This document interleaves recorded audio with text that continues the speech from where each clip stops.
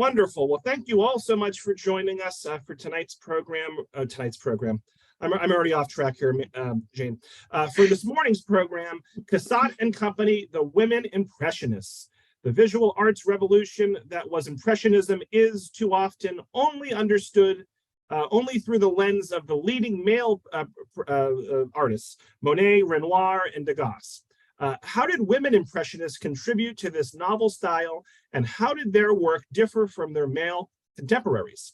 This program explores the paintings of, oh boy, I should have practiced this beforehand, Marie Bracquemond, Berthe Morisot, Marie Cassatt, and others, and considers the unique challenges they faced as women artists in a male-dominated profession. So this program is led by art historian Jane Oneail, who's the owner of Culturally Curious. Jane curates and delivers art appreciation programs to audiences throughout New England. She holds a master's in art history from Boston University and a master's in education from Harvard University.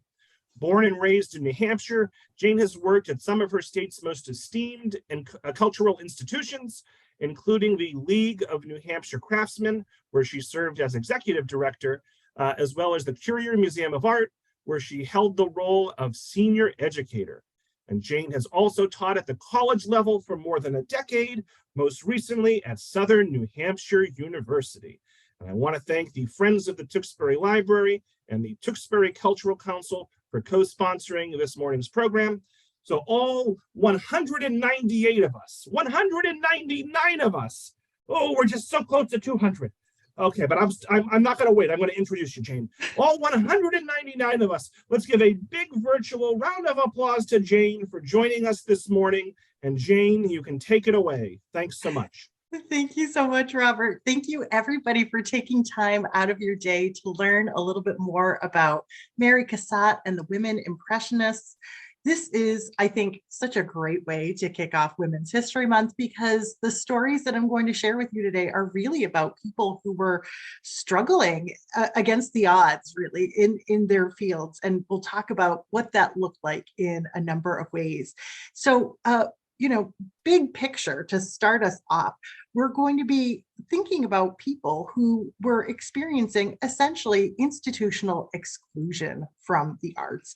And they were working at a time when there were no paintings by women that were displayed or hung on the walls of the Louvre Museum in Paris, France. But of course, at the same time, the galleries were filled with images of nude women. So what an environment to be working in, right?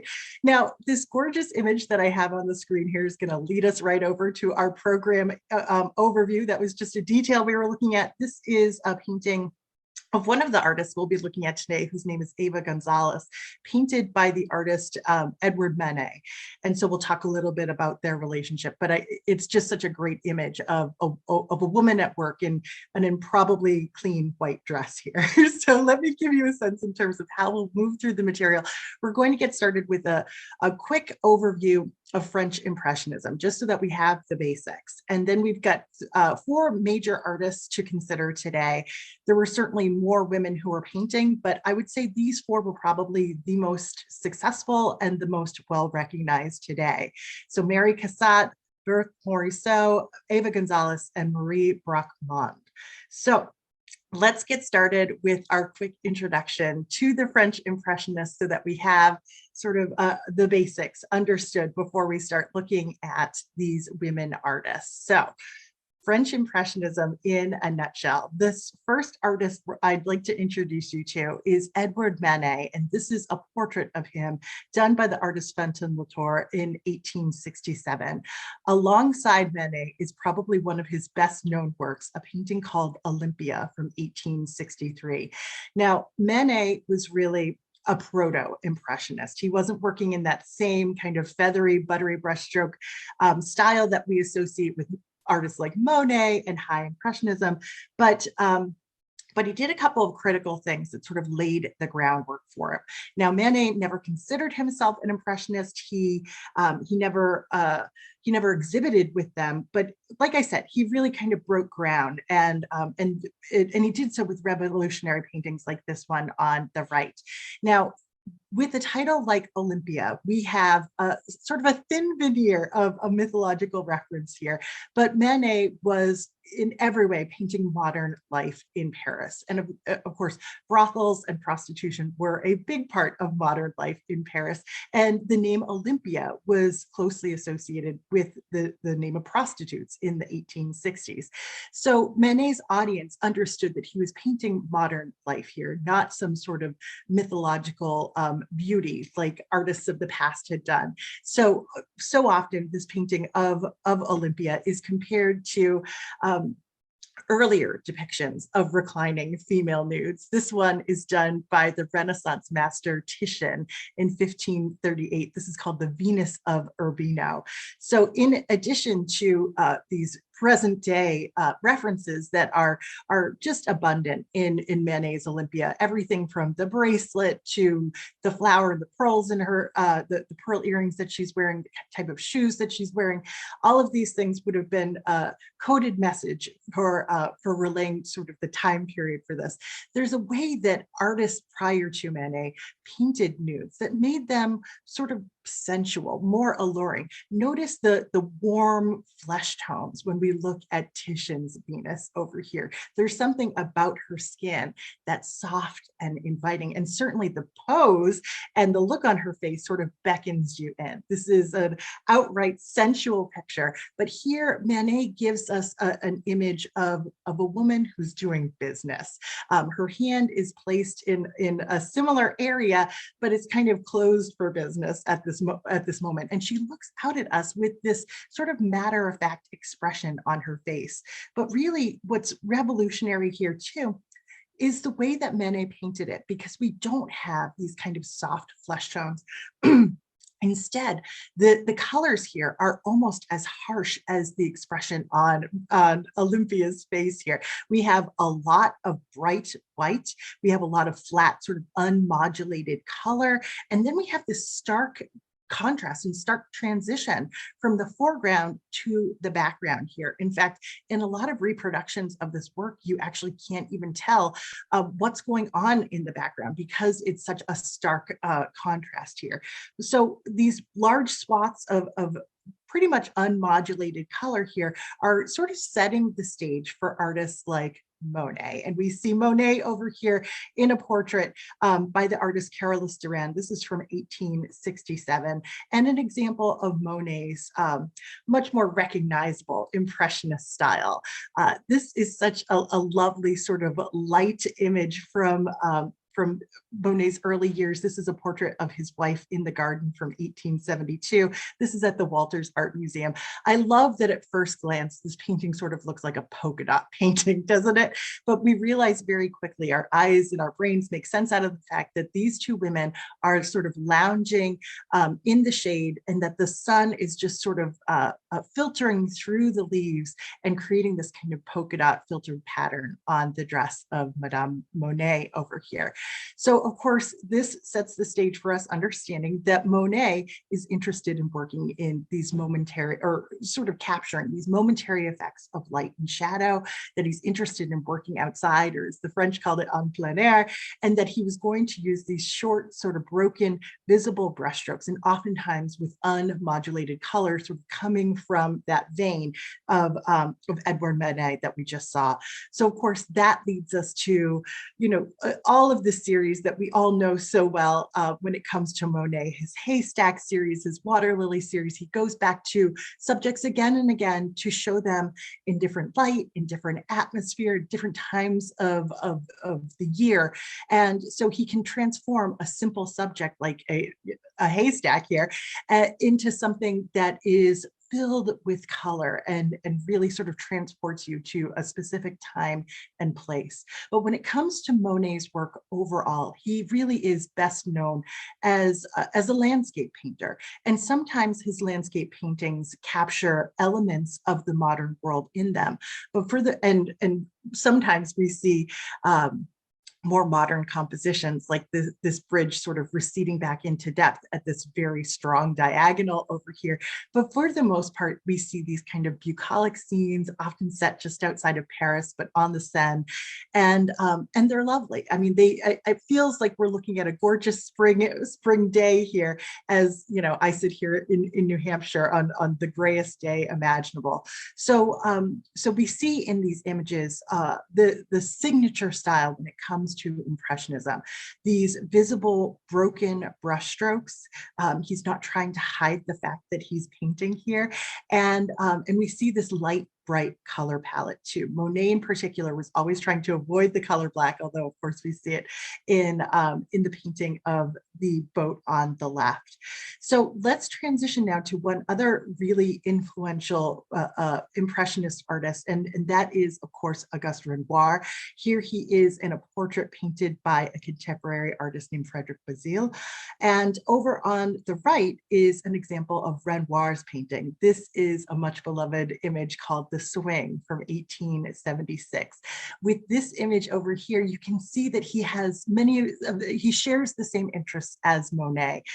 This is almost like that polka dot painting that we saw before, where we see a group of figures standing underneath the shade of a tree, and the sunlight is filtering down, creating this wonderful sort of pattern of patches of light all over the surface of this painting. But when it comes to Renoir, he's always much more interested in social interactions and in people than Monet ever was. So Monet gives us the landscapes, Renoir gives us, well, I'll say it, he's the master of the flirt. He gives us all sorts of sweet kind of flirtatious moments like this, where this young girl, I believe art historians have sort of tracked down her identity. She's probably only about 15, and she is, we see that there's a young man who's sort of engaging her and trying to get her attention as she stands on the swing.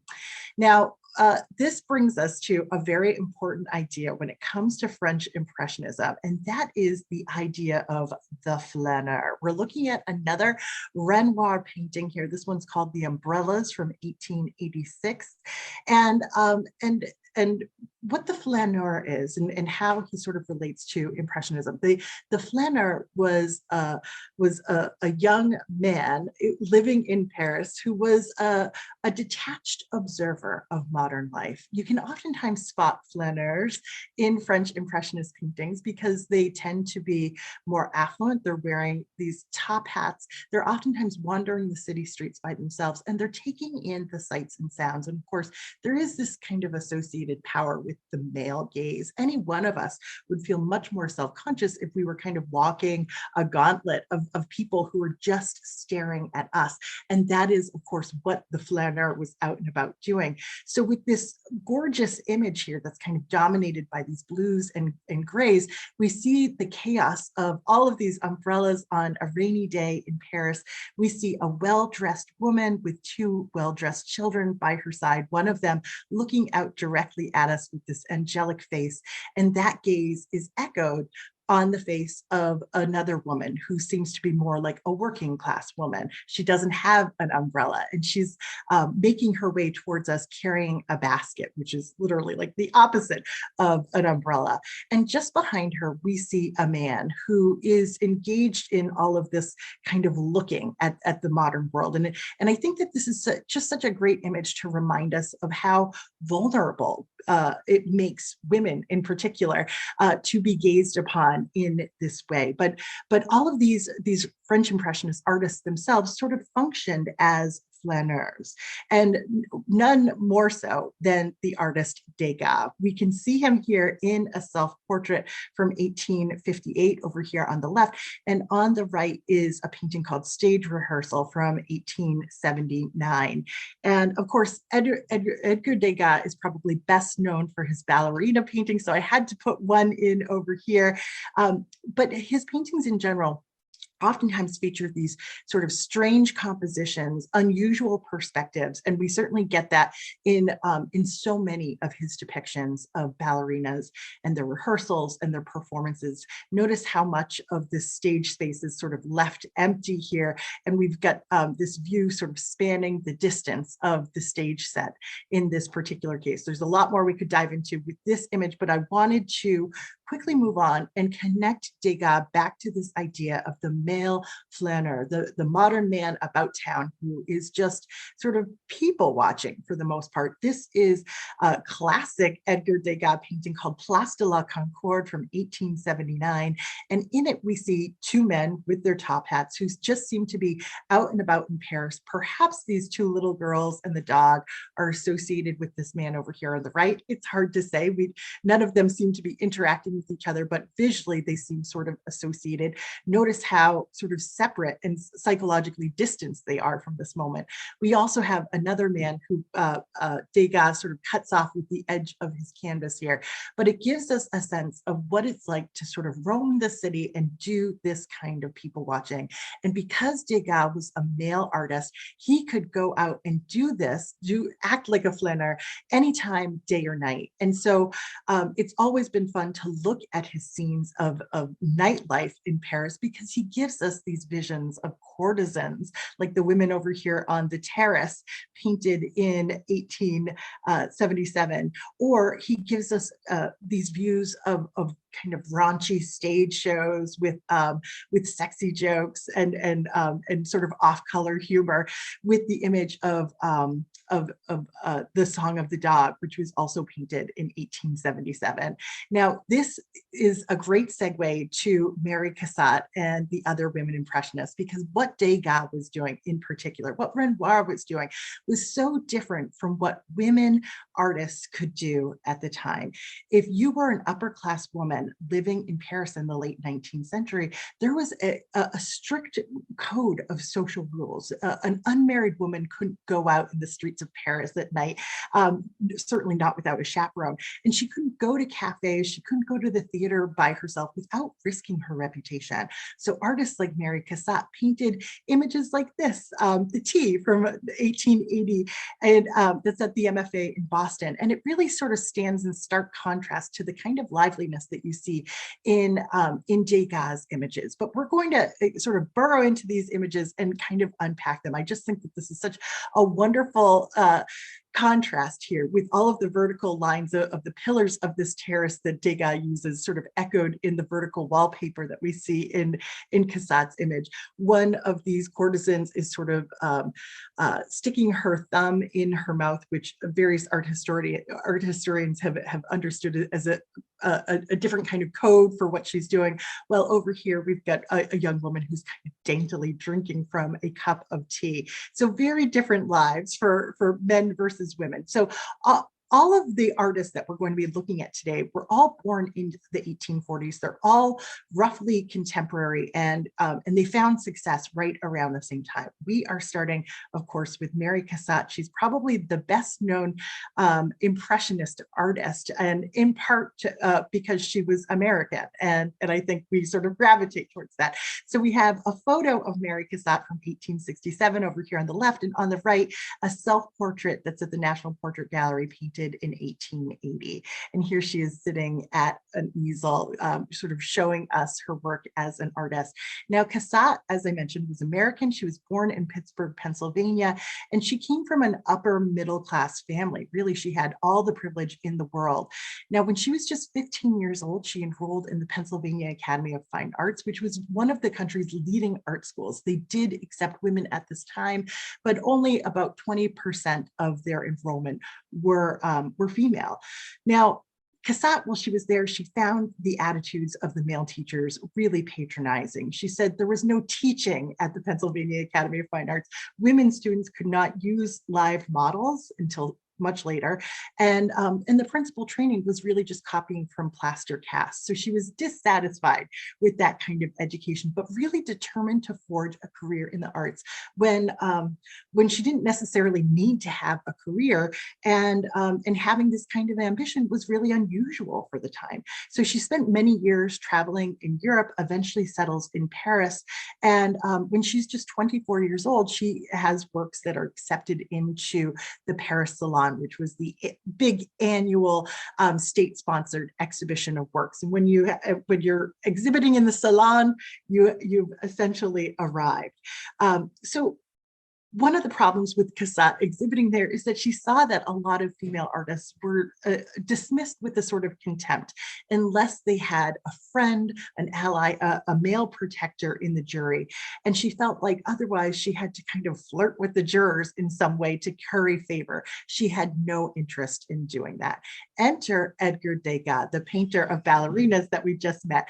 Cassatt meets Degas in 1877, and Degas invites her to join the group of independent artists that come to be known as the Impressionists. Now, Cassatt is the only non-European artist who is associated with this group of Impressionists, and she exhibits with them 4 out of the 8 of their exhibits. So she's pretty deeply enmeshed, and she recalls a sense of freedom when she starts exhibiting with them. She said, "At last I could work with absolute independence without considering the opinion of a jury. I had already recognized who were my true masters. I admired Monet, Courbet, and Degas. I hated conventional art. I began to live." Think about how exciting this was for her. So she and Degas strike up this friendship. They're friends for the next 40 years. And these are a couple of images that Degas created of Cassatt. They would go and visit the Louvre Museum together, and he was sort of inspired by his view of her as they were on these little journeys. Now, of course, Marie Cassatt, as a professional woman, never gets married and never has children of her own, but she is the artist probably most closely associated with images of children and motherhood. She said, "There's only one thing in life for a woman. It's to be a mother. A woman artist must be capable of making primary sacrifices." And so she really understood what she was letting go of in order to pursue this career. This is one of her best known works called Little Girl in a Blue Armchair from 1878. It's in the National Gallery of Art in DC. And it's a wonderfully informal scene of a bored little girl in this kind of unguarded pose. People weren't really making images of children that looked like this prior to this period in history, prior to Marie Cassatt, really. Now, there's all sorts of wonderfully fascinating things that are going on here that are kind of informed by perspective and an interest in Japanese printmaking. We'll touch on that in a little bit. But in recent years, art historians have determined that Edgar Degas also contributed to this work of art. There were infrared images taken of it. And when I remember when I first learned about that, thinking, oh, how amazing to think of these two artists collaborating next to each other and sort of building this image together. But did they really sit side by side and collaborate? Or did Degas think that he could make edits that would improve the picture? Now, Marie Cassatt was not his student. He was not her teacher. Sadly, this will not be the last time we hear about a male artist modifying a woman's work of art. To be honest, I have never heard of male artists doing this to each other's paintings. Imagine if you had created any creative work on your own and somebody sort of steps in and says, maybe it would be better if we did it this way. So keep that in mind. Now, even though we associate Cassatt with the domestic realm.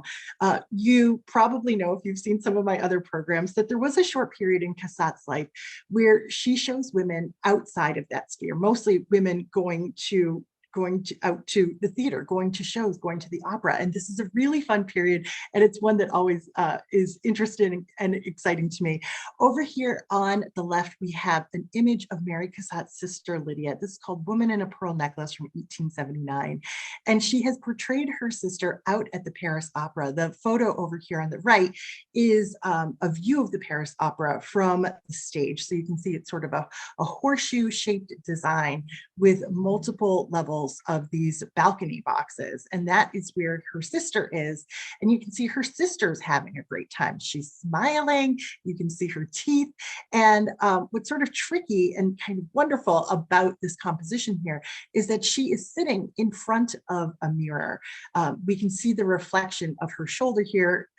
Curiously, Cassatt did not give her a pearl necklace in the reflection, but essentially everything that is depicted as being behind her in the image is actually out in front of her. So she is engaged in this act of looking. Her sister Lydia is almost like a flaneur in this moment, or as the French would say, a flaneuse. So, so we have Cassatt sort of playing with the power dynamics around the gaze. And we probably see the best depiction of this idea in a work that is in Boston, Massachusetts, called In the Loge from 1878. I absolutely love this painting. It's all about looking, and we see a woman dressed for an afternoon performance here. She is mature. She looks like she's on her own, though she almost certainly has some sort of accompaniment here, whether it's a chaperone or a fellow woman who's roughly her age. But she looks like a serious person. She's wearing black. She seems to be studying the stage. But if we look really closely, her opera glasses are trained upwards ever so slightly. So, so even though she seems like she is there to kind of take in a performance, she's doing what all of us do in a setting like that. She's also looking at other people and is also being regarded by other people. There's a man just beyond her who is who's also looking directly at her. So critics at the time described this picture as striking, and they added that it surpassed the strength of most men. Interesting that critics even talk about paintings in terms of sort of physical capability. Now, the classic art history 101 comparison here is between Cassatt's picture of La Loge and Renoir's image of the same subject painted 4 years earlier. Now, most art historians would easily point out that the way Renoir paints this woman who is at the opera is that she looks decorative. She's there as an object and not as a subject. Everything about her is there for the pleasure of the male gaze. And we even see her date sort of leaning back behind her, taking part in this whole exchange of glances and exchange of gazing that happens at the Paris Opera. So we see one woman who has some agency here and another woman who seems almost frozen in place so that we can just simply gaze upon her beauty. Now, when it comes to Cassatt and the opera, I have one last image of her sister in a theater box here. Sadly, this is a sort of a short-lived moment in Mary Cassatt's career because her sister Lydia passes away in her sleep in 1882. Mary Cassatt had sort of imagined that she and her sister were going to lead these independent lives together, and her sister was older than her by 7 years and served as a chaperone. So with the death of her sister, she loses her freedom, she loses her friendship, and she also lost a willing model too. So we see that Cassatt from this point forward sort of retreats a little bit, and she sort of relegates herself to this domestic sphere by necessity. Now, these are images of mothers and children here, not inside their homes, but in both cases on boats. So this seemed to be sort of like a pass. The parks, the boats, that sort of thing, were other ways to show family groupings. So on the left here, we have the boating party that is also at the National Gallery of Art, and then a print called Feeding the Ducks. Now, in both of these images, we see the primary relationship is between women and children here. Even though there's a man rowing this rowboat, we barely get to see his face, his identity. It's really the focus on the mother and child. Now, with both of these images too, we see this profound influence on Cassatt when it in relation to Japanese woodblock prints, which were all the rage in Paris at the time. So the very high horizon line here, these very bold patches of color, the prints, the printed dresses over here in the print really show just how kind of revolutionary she was, even even at this point in her career, there's a lot of art historians that argue that her prints, in fact, are the most revolutionary element of her body of work. Now, I want to sort of freeze for a moment on a certain painting that Marie Cassatt created that I think looms large in her entire body of work. And it was an image that she created for the World's Columbian Exhibition in Chicago in 1893. Now, if you're not familiar with this, this was sort of like a World's Fair that was celebrating the 400th anniversary of Christopher Columbus discovering the New World. So the fair really marked the first time women were asked to take part in public art in America. So what we're looking at here is this enormous temporary city that was erected in Chicago. It's filled with these kind of neoclassical designed buildings that serve as like exhibition halls for industry and art and science that has, you know, evolved and triumphed and achieved so much since Columbus's arrival. Now, this entire city was also temporary. So even though looks like we're looking at a city made out of marble or limestone, these were all temporary materials whitewashed to look like a classical city.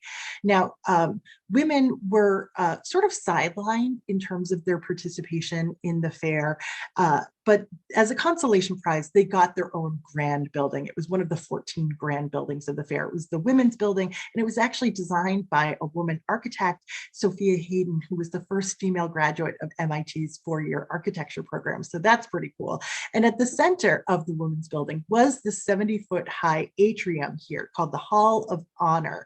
Didn't have any pillars or any other obvious mechanisms of support to impede our view of this space. And I want to just draw your attention to this panel up here. We're going to zoom in, and Marie Cassatt was asked to paint this panel on what's called the tympanum here.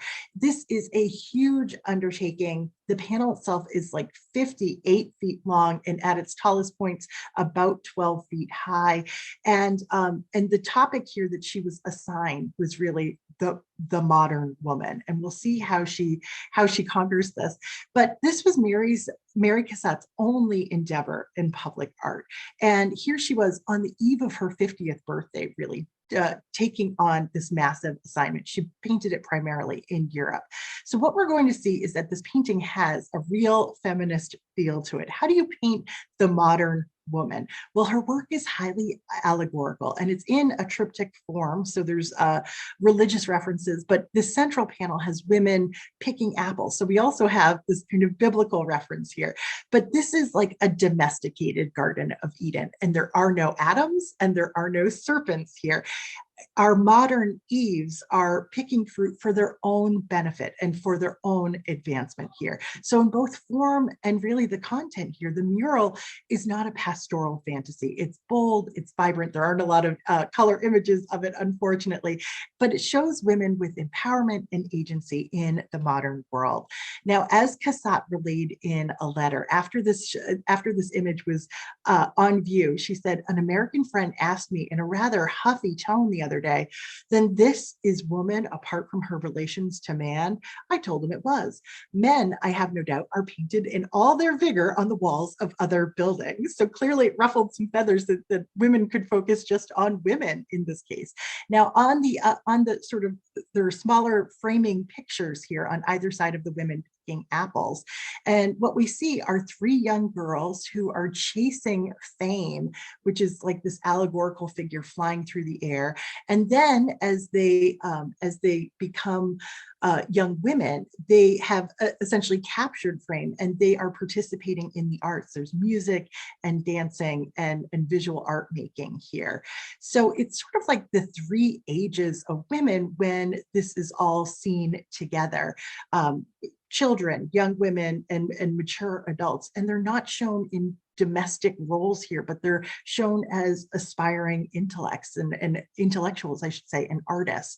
So these aspirations were traditionally shown or associated with men, but Cassatt really claimed that for all of womankind while this work was on display in Chicago. Here's another great view of it with that colorized section integrated here. Now, more than 200,000 people saw Cassatt's mural, including some of the leading future suffragettes of the United States. Women praised it, but the critics really shook their heads. Cassatt's subject, sniffed one, seems too trivial and below the dignity of the great occasion. Marie Cassatt was heavily criticized for this painting. And unbelievably, when this building was taken down at the end of the fair, her mural was put in storage and has been lost to history. No one knows where it is. It's just disappeared. Most people assume that it is gone. Think of that, the most significant female artist the country has ever seen, and her work was disrespected in that way. So Marie Cassatt continued to work over the next 2 decades. This is really kind of the golden age for her in terms of the mother and child paintings, pastels, printmaking as well. This is young mother nursing her child over here from 1906, Sarah handing a toy to the baby from 1901. But behind these scenes of kind of gentle domesticity, we have a headstrong woman with a radical sense of independence here. Marie Cassatt's eyesight begins to fail in the 1900s, and before she stops painting, she's created more than 300 paintings to her credit. We'll end Marie Cassatt's section here with a photo of her from 1914. Now, beyond her role as a painter, she was also a huge advocate for the movement of Impressionism. One of the important roles that she played was she would come back to the United States, work with wealthy patrons and advise them on which Impressionist works to buy, and also have them promise to donate these works to major American collections upon their deaths. So if you've ever seen a Monet or Degas in person in the United States, you have Marie Cassatt to thank for it. When Marie Cassatt could no longer paint, when she was essentially blind, she became a staunch supporter of a woman's right to vote. She would donate works that were helping to raise money for suffragette causes. And she said, the time has finally come to show that women can do something. And of course, she had been doing that all along. So let's turn our attention now to one of her colleagues, to 3 other women Impressionists, like I said, people who were her contemporaries, people who were in her social circles. Berthe Morisot was a French artist who was born just 3 years before Marie Cassatt. Here we see a photograph of Morisot and also a self-portrait from 1888. Now, Morisot came from an affluent family. She was French. All the rest of the artists that we'll be looking at are French. And she received private art lessons because women at the time were not allowed to go to the most preeminent art schools. She could not even go and work at the Louvre and copy paintings without a chaperone. There were strict limitations, like I said, in terms of how women could sort of operate in society at the time. Now, Morisot actually helped to found the Impressionist art movement, and she exhibited in 7 out of the 8 of the Impressionist exhibitions. And for the first 3 of those shows, she was the woman Impressionist. Marie Cassatt comes along later as like the interloper. So you might be thinking, what was their relationship like? Well, of course, they get to know each other. They're essentially like the main female figures in this movement. At first, Morisot was not thrilled by having another woman in the circle, and there was a language barrier that sort of prevented these 2 women from connecting. But eventually they find their common ground. They begin to write each other letters, they dine together, and believe it or not, when the male Impressionists were fighting with each other, these 2 women, Cassatt, who's represented over here on the left, and Morisot on the right, these 2 women played a role in getting the men to get along before their exhibitions in particular. So by the time these 2 female artists are middle-aged, they decide to learn how to paint the nude.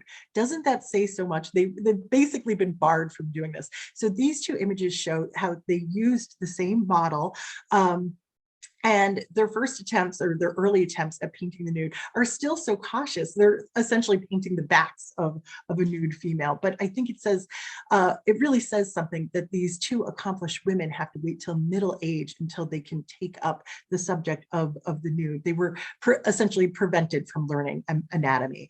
Now, Morisot was a very striking looking woman. And the artist Edward Manet, who we saw before, who painted Olympia, was really taken by her and painted her several times. He had the opportunity to do so because Morisot ends up marrying his brother. So everything's kind of all in the family. And there was a real closeness between Morisot and Manet essentially through her whole life. They write letters back and forth. Manet gives Morisot an easel for Christmas. They are supportive of each other. Here is another portrait of Morisot by Manet. And you can see just a few years later, Morisot is kind of updating the same theme, using, I think, more vibrant brushstrokes, but it's a woman with a muff in essentially the same composition here. So she's greatly influenced by Manet. Now, Morisot, like I said, she got married, but she also had a daughter. So she's negotiating the needs, the requirements of family life against being a professional artist. This is her daughter, Julie, over here, or Julie, and she constantly painted her daughter. I think a full third of her entire body of work is depictions of her daughter. But what we're looking at over here on the left is something quite extraordinary. This is a painting of her daughter with a wet nurse. So it's this idea of the sacrifices that a woman makes in order to have a career. It's kind of two professional women sort of staring each other down in this moment. Now, without a doubt, Morisot's most famous work is this one here. It's called The Cradle from 1872. It's at the Musée d'Orsay in Paris. It's a rather small scale image. And what we see here is a depiction of Morisot's sister gazing at her sleeping infant. It's an intimate picture. The mother and the child are sort of joined each other here by their bent elbows. You can see that they're almost kissing in this moment. And we have this scene of kind of quiet reflection here. It's also a thoroughly modern scene. We think of mothers and children, and we think of the Madonna and child. It's sort of like this timeless trope in the history of art, but usually the baby isn't seen in like a modern day cradle like this, with this kind of gauze hanging over it. And we can see how her sister is kind of fingering that gauze here with this foreshortened arm over on the left. So it's modern, it's intimate, and it's painted in with these passages of really kind of loose, fluid, sort of bravura brushwork here. Now, Morisot often painted her relatives. This is her sister once again alongside her mother. Her sister had come to stay with her in preparation for the birth of her baby. So this is a slightly earlier work, but there's a pretty unbelievable story that goes along with this one. And that is Manet apparently came and saw this painting. It was one of Morisot's largest. And instead of offering her some guidance or his opinion, instead he picked up a brush and he began to alter the painting himself. You can see that Morisot is still kind of wedded to portraying details, especially in the face of her sister over here. Apparently Manet really reworked the character or the figure of Morisot's mother here. And once again, this would have been, I could imagine, a real affront to somebody who had been pouring their efforts into a work like this. Now, Morisot really loosens up her brushwork over time. And in the 1880s, you can see that there's this kind of Rococo influence. Rococo becomes all the rage in Paris. And so she's updating that, she's modernizing that, and really kind of playing with this whole notion of what it means to be finished or an unfinished work of art. So this was a painting like this called A Woman Reading in Gray, is kind of an audacious work for the time period. Critics kind of praised it as being a feminine vision, while her male peers were often hailed for having, original thoughts or vigorous brushwork. So whenever there was almost always, whenever critics talked about these women impressionists, they always used language that was really associated with their gender. And whenever there was something perceived to be a weakness in their painting, it was oftentimes linked back to their gender too. So we wrap up with Morisot with a portrait of her and her daughter painted by Renoir. You can see all of these artists are just moving around in the same circle. Morisot died in 1895 due to pneumonia. During her lifetime, she only sold 300 paintings, but she was living this kind of privileged, affluent lifestyle where she didn't really need to sell. Of her work, most of those images remained in the family collection. And she wrote to her sister, "It looks as though I'm coming to the end of my life without having achieved anything and only selling my work at bargain prices. It's terribly depressing." Actually, on her death certificate, she was listed as being without a profession, but her peers disagreed because a year after her untimely death in 1895, they organized what was and still is the largest retrospective of her work to date. So she at least had some appreciation during her lifetime. Now, in our next few moments, we have to sort of zoom through this because I realize my balance of time here, I've spent too much time on Cassatt. We're going to look at Eva Gonzalez really briefly. Now, she was also from an affluent lifestyle, from an affluent background. She was very close with some of these female impressionists, including Morisot. There might have been more of a competitive vibe between the two of them, but she studied under Manet. She was an artist who first started as a model and then became his only pupil. And we saw her earlier in the portrait by Manet over here. Now, she never exhibited with the Impressionists, but she stayed in their circle. One of her best known works, we can really see the influence of Manet over here, is called Une loge au Théâtre Italien. So essentially the opera box at the Italian theater. And here we see this striking image of this beautiful young woman who is leaning out, looking almost directly at us in this blue dress. There's a lot of flesh here. She has her opera glasses, but it's almost as though she's like transfixed in this moment by a beautiful aria. We notice that the seat next to her is empty, but there's a gorgeous bouquet of flowers. And of course, she's accompanied by a man who we see looking off in the distance. Psychologically, they seem very distant from each other. We see that influence by Manet with the direct gaze, that sort of sharp transition from light to dark over here, possibly even like the same bouquet of flowers from the Olympia.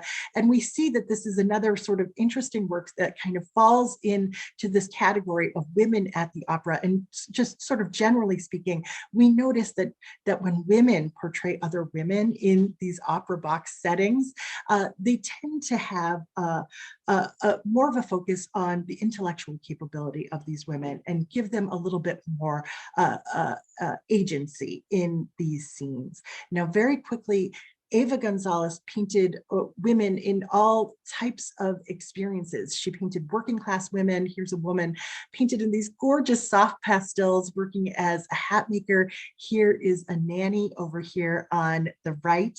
And then she painted women in domestic settings as well. She painted her sister again and again and again. You would almost think that this was painted on the same day because I'm pretty sure that's the same dress and maybe even the same flowers. There's about 5 years that separate these two scenes. And we can see how during that time, Eva Gonzalez's brushwork really loosens up here. And she's moving much closer to recognizable impressionist brushstrokes and away from that stark realism that we saw with Manet. Now we'll finish up on Eva Gonzalez very quickly because she lived a short life. She did get married, but she died due to an embolism after the birth of her son. So she was just 34 years old when she passed away. Unbelievably, her master, her mentor, Manet, passed away within 5 days of her. There was also a retrospective of her work shortly following her death. She's one of these artists that never really achieved the celebrity status because of this short life, but I think in recent years, she's really come to be recognized for her ability to do portraiture and to create these scenes that sort of show this sort of subtle emotion and really rich detail. So we'll wrap up with our last woman impressionist for the day, Marie Bracquemond. She's always been considered one of the three great ladies of Impressionism. She did exhibit with the Impressionists, but we'll see, she was an outsider of all outsiders. She came from a non-affluent background. We can see her here in a self-portrait from about the age of 30, and here is a photograph of her from about 16 years after that. She had an early interest in the arts, but of course was never formally trained at an art school. Amazingly, as a teenager, she began studying under the preeminent neoclassical painter, Jean-Auguste Dominique Ingres. Now, Ingres was sort of past his prime. He was very late in his life. Here's the self-portrait that he created when he was, I believe, in his 70s, but he was even much older than that at the time that Bracquemond was studying under him. And he had very sort of rigid ideas in terms of what a woman was capable of. This is Bracquemond's depiction of a woman painting at an easel. She wrote, "I must admit that Monsieur Ingres' severity frightened me.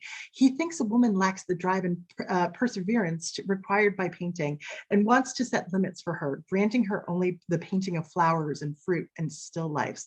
But of course, she had greater aspirations. So eventually, when she moves on from his studio and she begins receiving really prestigious commissions. She's painting for the court of Napoleon III's wife.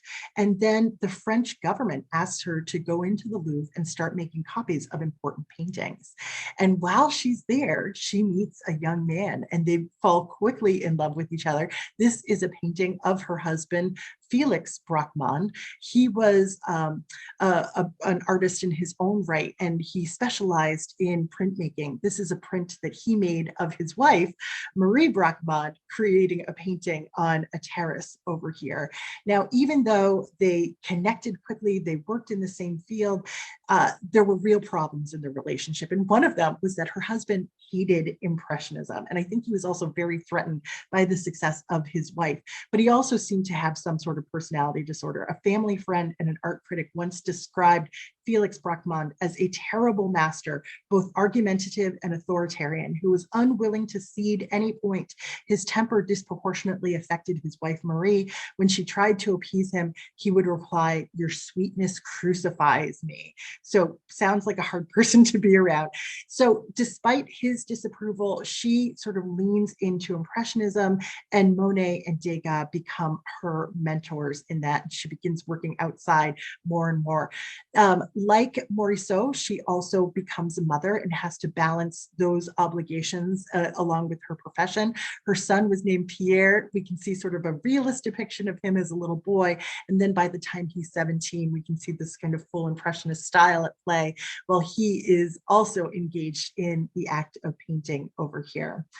Now, Marie Bracquemond here, painted a limited number of pictures, but some of them are just knockouts. Most of these works were painted at home. This is probably on her own terrace here. And we can see full Impressionist brushwork on display here, loose sort of feathery brushstrokes, visible brushstrokes here, a really light, bright palette.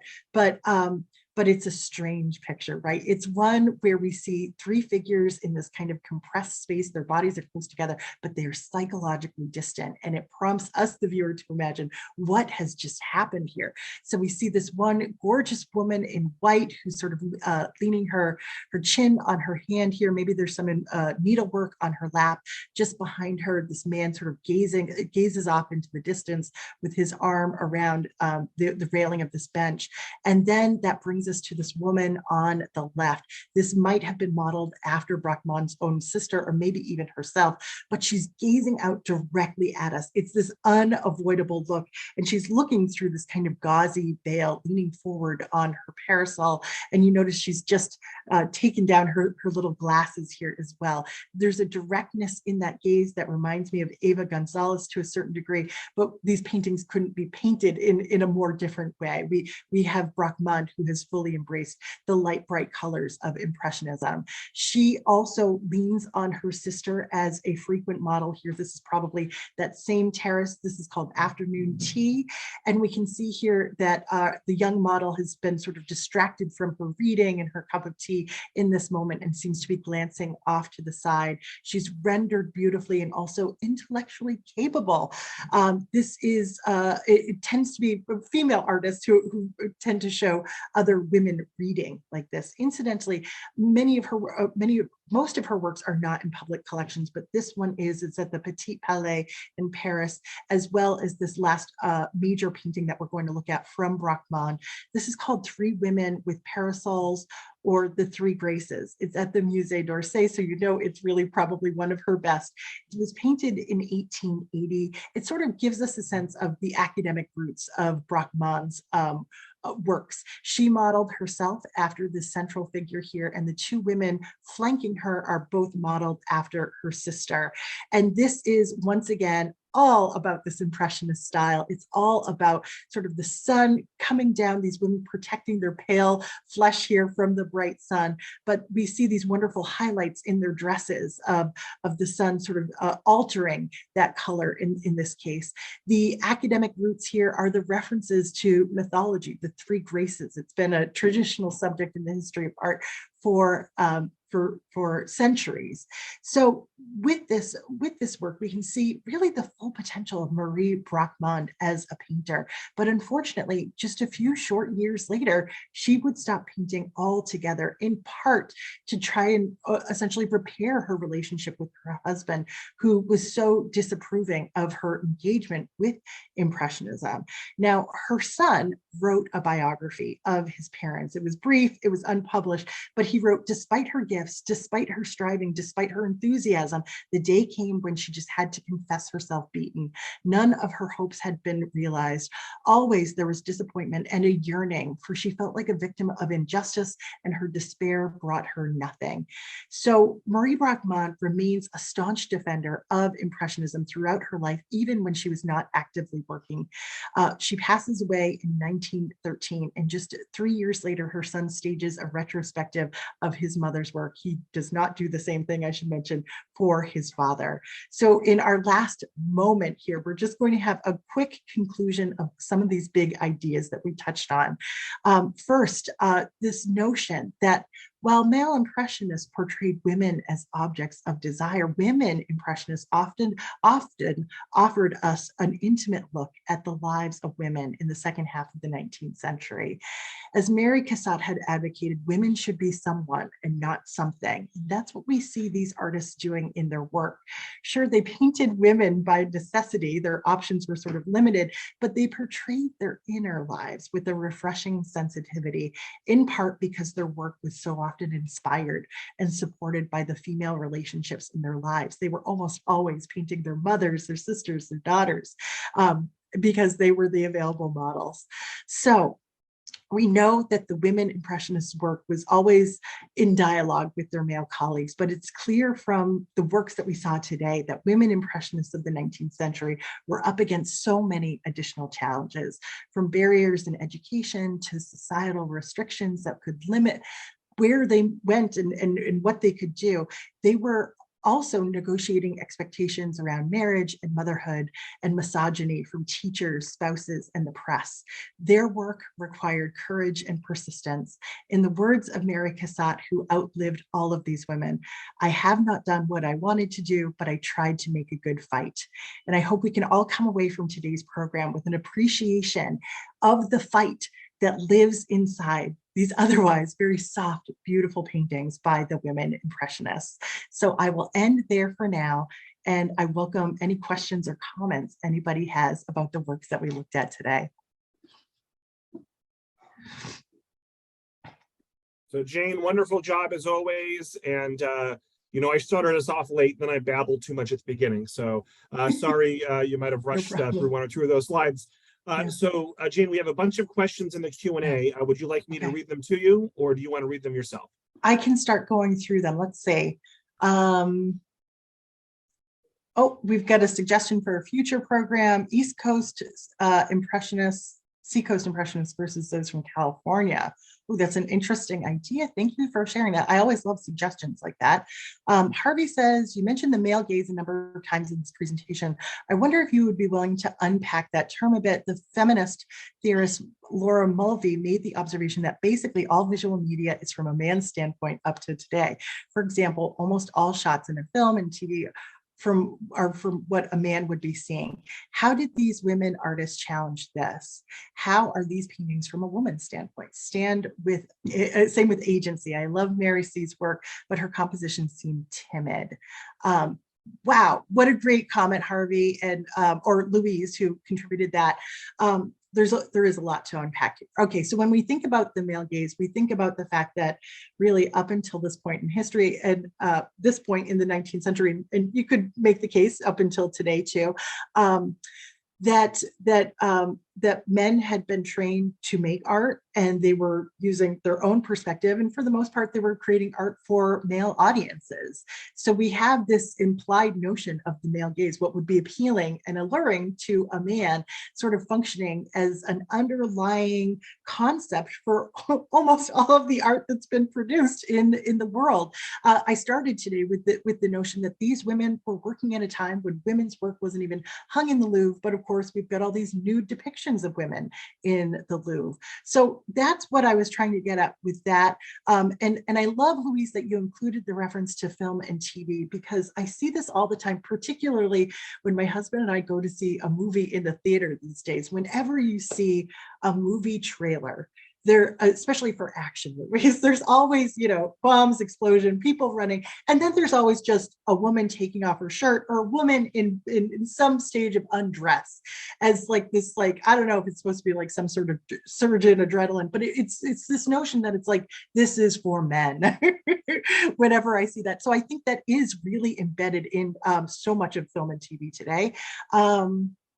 And this idea of agency, you touched on that, but yes, it's this notion that these women are capable and can do something and can function in society with some sort of power to do so. So, I mean, there's a lot there, but I hope I sort of got at what you were asking about. Louise, thank you for sharing that. Dorothy says, what portion of the painting of the blue chairs is Degas supposed to have changed? Dorothy, great question. I don't know that off the top of my head, but apparently art historians who are very familiar with his kind of brushwork were able to identify areas that he altered. And they had to use infrared technology. I haven't seen the infrared images, so that's a tough answer for me, but it's a very great question, and maybe I can track down some of that information now. Would you be able to show the photo of young Mary Cassatt again? Asked Teresa. Absolutely, there it is. Is there any evidence, letters, for example, of how the female artists reacted to the male artists redoing their work? What audacity the men had. I don't know about Cassatt and Degas in this case with the little girl in the blue armchair. With Morisot, I'm not sure if she wrote about it specifically, but I think, we know that Morisot wrote, I don't think there's ever been a man who treated a woman as an equal, and that's all I would have ever asked for I know I'm worth as much as they are. I'm not sure if that was in direct response to what happened with Monet, who was someone that she was close with and always admired, but that gives us a peek at the fact that she saw some inequality there. How do you spell the term male gaze? Josie asks, and it's male as in male versus female, M-A-L-E, and gaze, you got that right, G-A-Z-E. So it's gazing at somebody, it's looking at someone and assessing them. Emily asks, let's see, I think I moved forward too fast. How do art historians know that Degas added brushstrokes? Can they tell that people, okay, so Mary, that the answer to that is that they did an infrared scan, and they saw a place in that painting that is painted very differently. And I guess the art historians were familiar enough with Degas' work that they were able to determine that it was Degas' hand. That's an area of specialty that I certainly don't have. Mary, let's see. I think I sort of got that with Mary's question as well. Huck says, you mentioned briefly about the male impressionists arguing and not getting along with each other. Explain what was going on between them. That is a great question. And I wish I had a little bit more information on that. I really only came across that as it was practically like a footnote in my research. And so I didn't delve too much in it, but I am also very curious about it too. I could imagine that there were some, I know that there were philosophical differences in terms of how to proceed forward, because were they independents, were they impressionists? But I could also imagine that there were a lot of egos that were kind of coming up against each other. I don't know the specifics, but that's a great question. And now I want to get further into it. Mary says, I would have cut the first 15 minutes about the male painters out so you don't have to rush through the women painters. Mary, I'm considering doing that too. I just wanted to provide some sort of groundwork. And since all of these women sort of needed the assistance of some of these male artists to help them out, I felt like it was a little bit of a good background. Emily says, would love your take on the British 19th century Olympian dreamers, such as Frederick Leighton, Alma Tadema, Watts, etc. They were lauded, they were scoffed at, and then rediscovered. Oh, that's a great suggestion. I think people are really attracted to their work. I'll take that into consideration, Emily. Thank you. Joseph says, I was one who made the Museum of Art in Boston to have a women's Boston artist show after seeing so many men masters. It was Paxton's wife, Elizabeth, that made me curious why I missed out on so many women artists to study too. Thanks for sharing that, Joseph. And Josie says, you mentioned the term flaneur or something like that I wanted to know how to spell. I thought it had something to do with the male gaze in paintings. Yes, I'm going to type the word flaneur for you here so you have the spelling. It's really fun to look up flaneurs and depictions of flaneurs too. When did women get access to painting and drawing live models? I don't have a firm date for you on that one, Emily. I'm sure by the early 20th century, things had shifted quite a bit, but for the most part, things remained segregated, as I understand it, through the end of the 19th century. And as I was doing this research, I never came across, this moment, surprise, like things are opened up now. Now you can have access to this. So even as Morisot and Cassatt were middle-aged, they were just sort of timidly stepping into studies of anatomy on their own with their own models. The women painters, Daisy says, the women painters seem to show themselves dressed rather elaborately to paint. Do you believe they really dress that way to paint? Daisy, I have always wondered this, and I've always been very skeptical. Painting, I'm married to an artist, and let me tell you, he's filthy most of the time. So I doubt they look quite so elaborately dressed in real life. Joy says, did any female artists mentor other female artists, or did the mores of the time not allow it? I love that question, Joyce. I didn't come across any instances of that in my research, at least on these 4 artists. I'm sure they offered up advice along the ways, but they never, as far as I know, they never took on students themselves. If you think about it, these women, for the most part, were balancing a lot of other things in their lives, whether it was marriage and expectations, I'm sure that went along with how women function in marriage, along with raising children too. So considering they probably weren't selling their work as much as male artists. In fact, they almost never were. That might have been a struggle for them. And let's see here in the chat. Yeah, so Jane, the only question, a lot of positive, nice, lovely comments in the chat. Yeah. The only question really is, do you have any book recommendations on Marie Cassatt? Any good biographies you might recommend? Oh my goodness. Off the top of my head, I'm sorry, I don't. I should know, well, I mean, there's a great book, I believe her name was Sue Webster, about Mary Cassatt specifically, and the World's Columbian exhibition, that big mural that she did. And I think that's such an interesting period in Cassatt's life too. So that might be worth looking up. But I think, anything more recent will probably focus on sort of how revolutionary Mary Cassatt was as a person. I think there was a long period where it was just like, she painted mothers and children. Isn't that sweet? And now people are really kind of digging into how empowered she really was.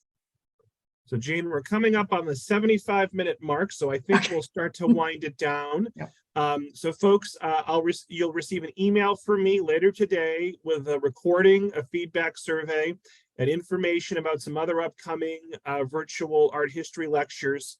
All of March dates are available for registration. Currently working on April and May. I can tell you, I don't quite know what she's discussing yet, but Jane will be back with us on Thursday, April 13th and Thursday, May 4th. So looking forward to those 2 dates already, Jane. And again, want to thank the Friends of the Tewksbury Library and Tewksbury Cultural Council for sponsoring this program and this entire series. Jane, any last words before we wrap it up? I don't think so. I'm spent. But thank you, everybody, for your very kind words. I really appreciate it. All right. Well, thank you all so much. A big thank you to Jane. Jane, we'll see you in about a month and a half.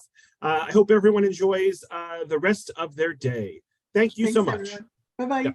Bye.